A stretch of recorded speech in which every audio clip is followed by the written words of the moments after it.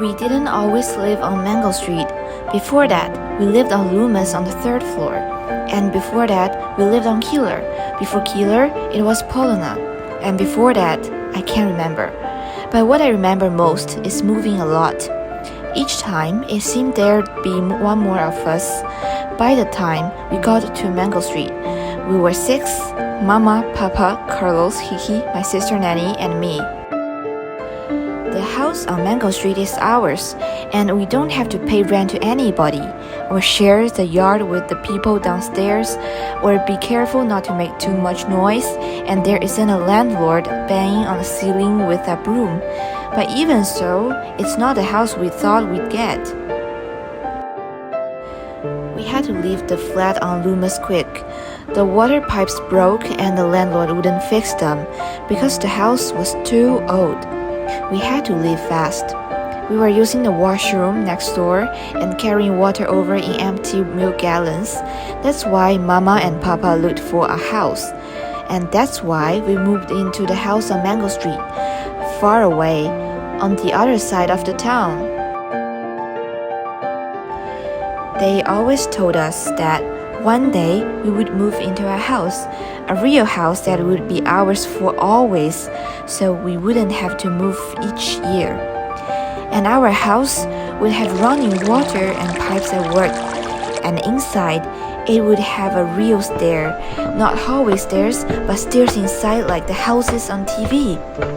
And we'd have a basement and at least 3 washrooms, so when we took a bath, we wouldn't have to tell everybody. Our house would be wide with trees around it, a great big yard, and grass growing without a fence. This was the house Papa talked about when he held a lottery ticket. And this was the house Mama dreamed up in the stories she told us before when we go to bed. But the house on Mango Street is not the way they told it at all. It's small and red with tight steps in front, and windows so small you'd think they were holding their breath.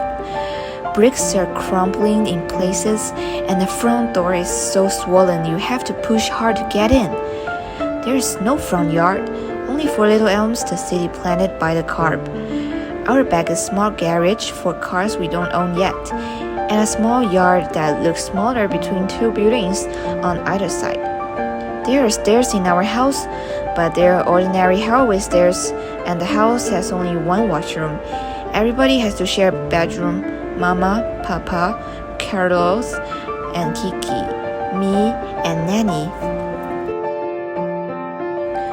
Once when we were living on Loomis, a nun from my school passed by and saw me playing out front. The laundromat downstairs had been boarded up because it had been robbed 2 days before, and the owner had painted on wood, "Yes, we are open," so as not to lose business. "Where do you live?" she asked. "There," I said, pointed up to the 3rd floor. "You live there?" "There." I had to look to where she pointed.